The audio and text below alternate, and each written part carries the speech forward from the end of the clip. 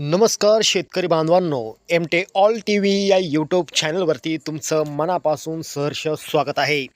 आजची बातमी आहे राज्यातील शेतकरी बांधवांसाठी अतिशय महत्त्वाची आणि मोठी आनंदाची बातमी आहे. कारण 9 मे पासून अनेक शेतकऱ्यांच्या बँक खात्यात पीक विम्याचे पैसे जमा होण्यास सुरुवात झालेली आहे. म्हणजे आजपासून शेतकऱ्यांच्या खात्यावरती पीक विम्याची रक्कम थेट जमा होऊ लागलेली आहे. काही जिल्ह्यांमध्ये तर 1 एकरला 25,000 रुपयांपर्यंत पीक विम्याची रक्कम थेट खात्यात जमा होत असल्याची माहिती समोर आली आहे. केंद्र सरकार, राज्य सरकार आणि पीक विमा कंपनी यांच्या माध्यमातून आता राज्यातील 30 जिल्ह्यांमध्ये पीक विम्याच्या रकमेचं वाटप सुरू झालं आहे. अनेक पात्र शेतकऱ्यांच्या बँक खात्यामध्ये थेट पैसे जमा होण्यास सुरुवात झाली आहे. ज्या शेतकऱ्यांनी पीक विमा भरला होता आणि पिकांचं नुकसान झालं होतं, अशा शेतकऱ्यांच्या खात्यात आता टप्प्याने पीक विमा जमा केला जात आहे. सरकारकडून मंजूर करण्यात आलेला निधी आता जिल्हानिहाय पाठवला जात असून पीक विमा कंपनीमार्फत थेट खात्यात पैसे जमा होत आहेत. किती रक्कम जमा होत आहे तर बघा, शेतकऱ्यांच्या खात्यामध्ये 8,000, 12,000, 18,000, 25,000 रुपयापर्यंत रक्कम जमा होत आहे. जास्त नुकसान झालेल्या शेतकऱ्यांना अधिक रक्कम मिळत आहे. कोणत्या शेतकऱ्यांच्या खात्यात पैसे जमा होणार ते पाहूया. ज्या शेतकऱ्यांनी खरीप हंगामाचा पीक विमा भरला होता, अशा शेतकऱ्यांच्या खात्यात ही रक्कम जमा होत आहे. त्यानंतर ज्या शेतकऱ्यांनी नुकसानीची नोंद केली होती, अशा शेतकऱ्यांच्या खात्यावरती पीक विमा रक्कम जमा होत आहे.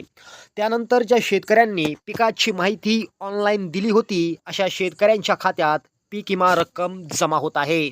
मुख्य पिकांमध्ये जर बघितलं तर सोयाबीन, कापूस, तूर, मका, कांदा आणि भाजीपाला या पिकांसाठी पीक विमा वितरित होत आहे. यवतमाळ जिल्ह्यासाठी 82 कोटी रुपयांचा पीक विमा आज वितरित करण्यात आलेला आहे.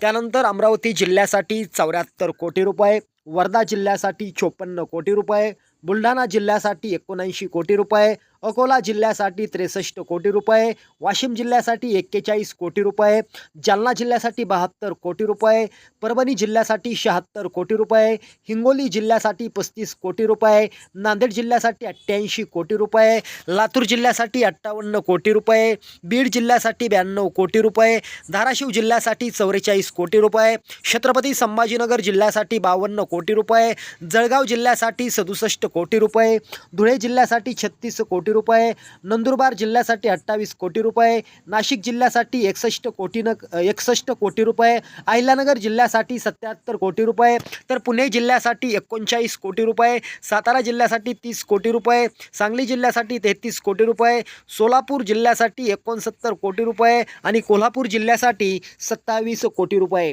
त्याचबरोबर चंद्रपूर जिल्ह्यासाठी 49 कोटी रुपये, गडचिरोली जिल्ह्यासाठी 24 कोटी रुपये, गोंदिया जिल्ह्यासाठी 21 कोटी रुपये, भंडारा जिल्ह्यासाठी 22 कोटी रुपये, पालघर जिल्ह्यासाठी 18 कोटी रुपये, तर रायगड जिल्ह्यासाठी 17 कोटी रुपये. अशा प्रकारे मित्रांनो, या 30 जिल्ह्यात पीक विमा आज वितरित होत आहे.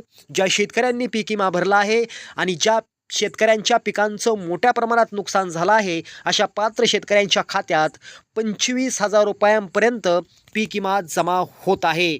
आता कोणाला 25,000 रुपये पीक विमा जमा होत आहे ते पाहूया. ज्या शेतकऱ्यांनी पीक विमा भरलेला आहे, ज्या शेतकऱ्यांच्या पिकांचे अतिवृष्टी, अवकाळी पाऊस आणि गारपीट आणि दुष्काळ यामुळे नुकसान झालं आहे, अशा शेतकऱ्यांना 25,000 रुपये पीक विमा जमा होत आहे.